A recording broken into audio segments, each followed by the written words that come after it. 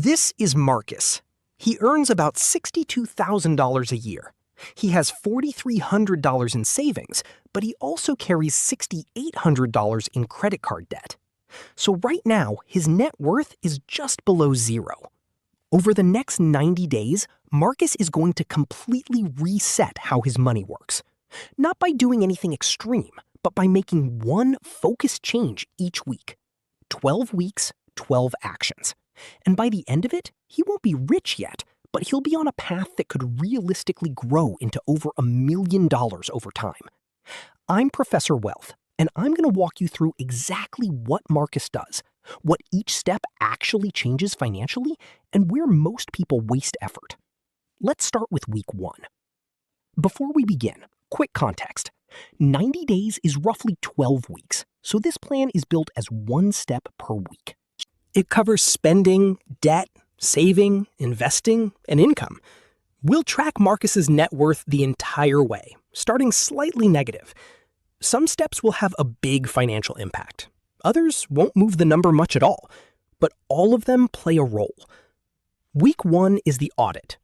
Marcus pulls up the last few months of transactions across every account he uses. Bank, cards, subscriptions, everything. Then he groups every expense into 3 categories: essentials, lifestyle spending, and debt. Here's the part most people misunderstand. This step doesn't increase his net worth at all. It doesn't make him money. What it does is remove guesswork. It shows him exactly where things are leaking, so the next steps actually work. During this process, Marcus realizes he's spending far more on convenience than he thought, especially food and small recurring charges he barely notices. That sets up week 2. Week 2 is cutting back, but not in an extreme way. Marcus goes line by line and looks for reductions that don't drastically affect his lifestyle. He adjusts his insurance, drops a couple of unused services, and cuts back on unnecessary spending. In total, he frees up a few $100s each month. Now, here's the key idea. Saving that money doesn't make him wealthy. If that money just sits idle, it doesn't grow meaningfully. But if it's consistently invested over time, it compounds into something much larger. So the value of this step depends entirely on what happens next. Week 3 is automation. This is where the plan becomes real. Marcus sets up automatic transfers so that part of his income moves into savings and investments before he has a chance to spend it. Because relying on discipline every month doesn't work long term. Automation removes the decision. And once that system is in place, the money he freed up in week 2 actually starts building something instead of disappearing again. Week 4 is handling high interest debt.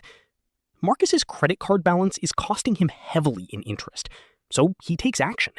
He reaches out to see if his rate can be reduced, and he increases his monthly payments slightly. Nothing dramatic, but enough to speed up progress and reduce how much he pays over time. There's a common mistake people make here. They assume investing is always better than paying off debt.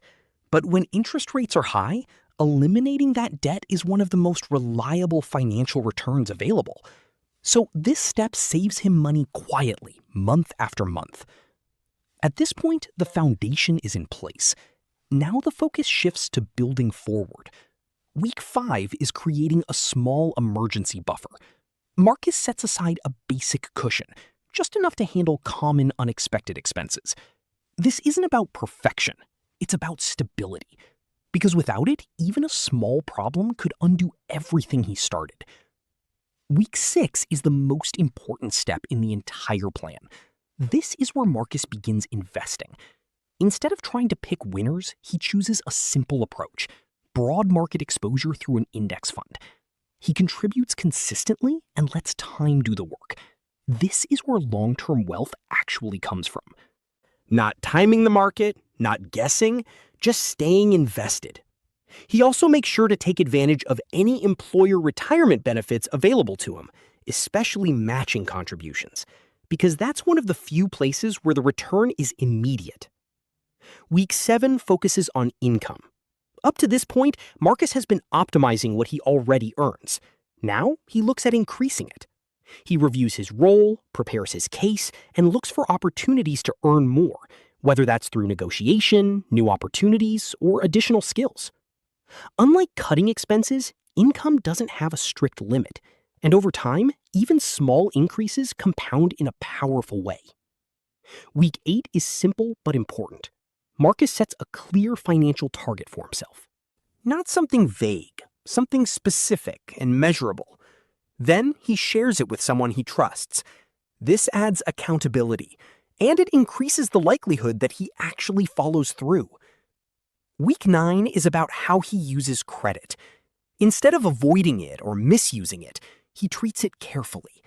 He limits usage, pays it off fully, and proves to himself that he can manage it responsibly.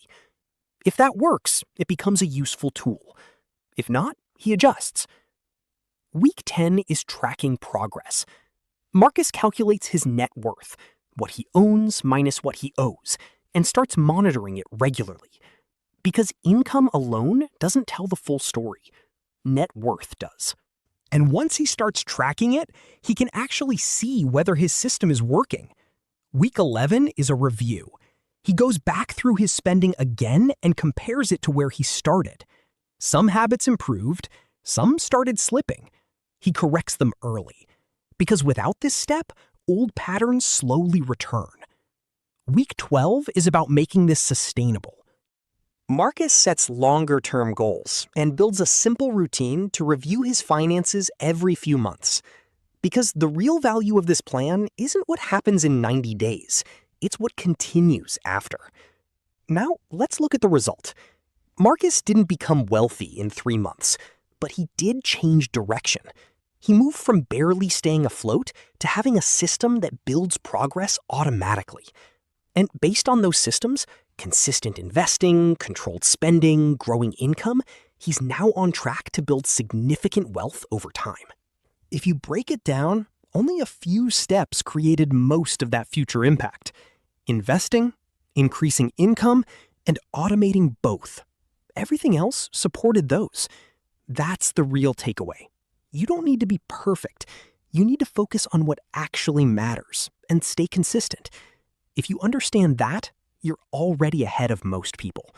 And that's how real wealth starts.